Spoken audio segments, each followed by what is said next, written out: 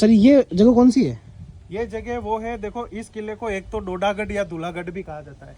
इस किले को 1444 में जो था ना अपने मोहम्मद खिलजी जी 30,000 घोड़ों और 30,000 सेनाओं के साथ 100 ऊँटों के साथ इस किले पे चढ़ाई की थी, जो वहां से की थी। जो आप देख सकते हो ये व्यू है इस नदी के उस पार से, इधर से चढ़ाई की थी उन्होंने, उस टाइम की बात है। ये व्यू आप कैप्चर कर सकते हो, इधर से है।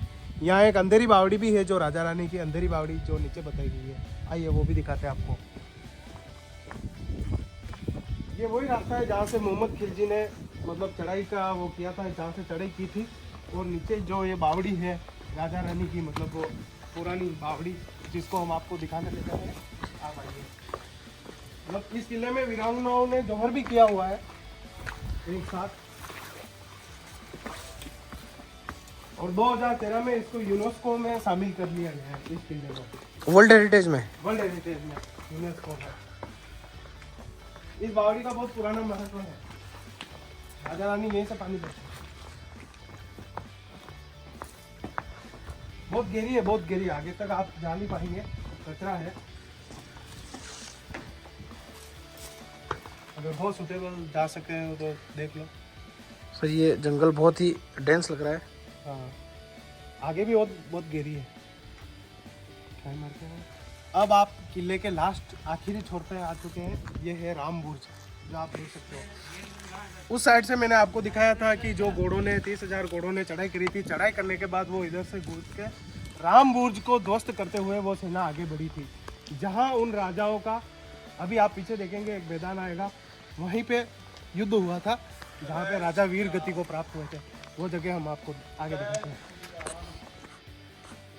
जब मुगल सेना आई थी तब आप ये देख सकते हैं, यहाँ जो काफ़ी जल स्तर था, इन पहाड़ियों के आधे आधे तक जल स्तर था। तो अब आप इस चीज़ का अंदाजा इस जगह को देख के लगा सकते हैं कि मुगल सेना को यहाँ तक पहुँचने में कितनी दिक्कत हुई होगी, क्योंकि ये जो किला है वो आहू नदी और काली सिंध नदी के संगम पे बना हुआ है। हम आपको वो स्थान भी दिखाते हैं। अभी हम आपको ले चलते हैं जहाँ अपनी सेना, जहाँ से दुश्मनों पर नज़र टिकाए रखी थी। तो आइए हमारे पीछे, जो इस किले का जो मेन मुख्य स्थान बना हुआ है, जहाँ से अपनी सेना मुगलों की सेना पे नजरें गड़ाए रहती थी एनी टाइम। तो ये है वो जगह, जो आप ये गलियारा देख रहे हो, ऊपर देख रहे हो, ऊपर का व्यू। यहाँ से मुगल सेना पे गर्म पानी भालों द्वारा आक्रमण किया जाता था और उनको इसी नदी में समाहित कर दिया गया, बहुत सारी नदियों में। आइए आप आगे आइए, हम आपको वो व्यू भी दिखाते हैं, जहाँ से आप पूरी नदी का नज़ारा देख पाएंगे और ये संगम क्षेत्र भी देख पाएंगे पूरा। आइए आप।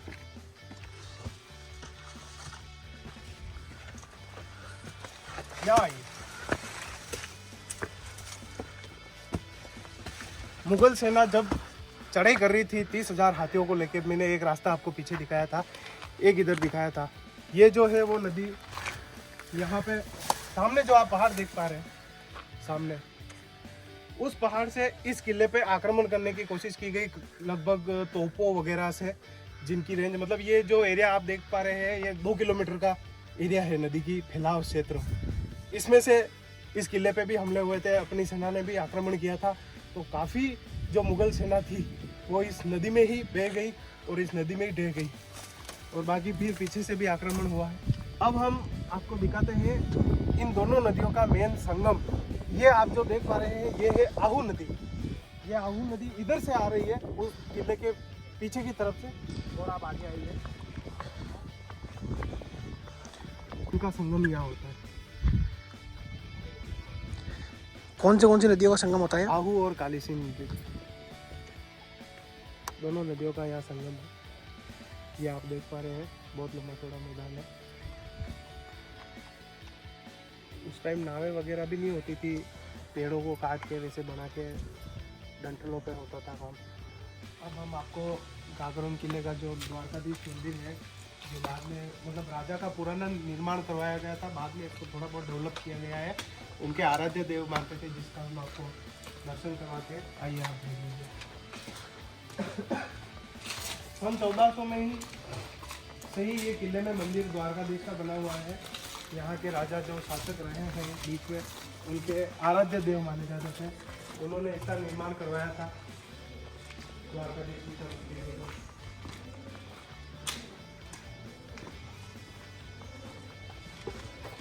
वगैरह देख पा रहे हो, ये चौक देख पा रहे हो, ये उस टाइम वहाँ की पूजा जो थोड़ी बहुत कुछ पद्धा थी उनके सारी, ये रहने खाने की सारे किचन वगैरह ये पूरी व्यवस्था ये उन्हीं की थी उस जमाने में। मतलब यहाँ की पूरी पुजारी, यहाँ की सेना, यहाँ की जनता, किले की जो किला आप ऊंचाई पर देख पा रहे हो, वहाँ की जनता यहाँ पे रहती थी पूरी। जो भी आपको नीचे दिखाया था द्वारकाधीश मंदिर, मतलब वो उन्होंने पहले स्थापना करी थी। जो मुगल काल में मूर्तियों वगैरह को ध्वस्त कर दिया गया, आज की हालत में वो खंडर परिस्थिति में पड़ी हुई है, तो वो देखने में आया नहीं। अब ये जो जगह बची हुई है, ये राजा और उनके सारे जनता सेना वो रहती थी यहाँ पे। मंदिर अभी आपको दर्शन हो पाएंगे नहीं क्योंकि मूर्ति को तोड़ दिया गया है, ध्वस्त कर दिया गया है।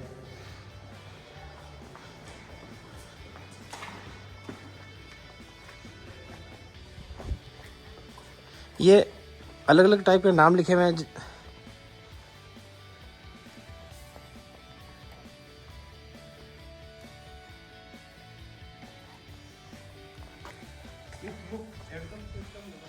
ये आप देख सकते हैं पुराने टाइम का शौचालय जो सैनिकों के लिए यूज करते थे। आप आगे जाके दिखाओ।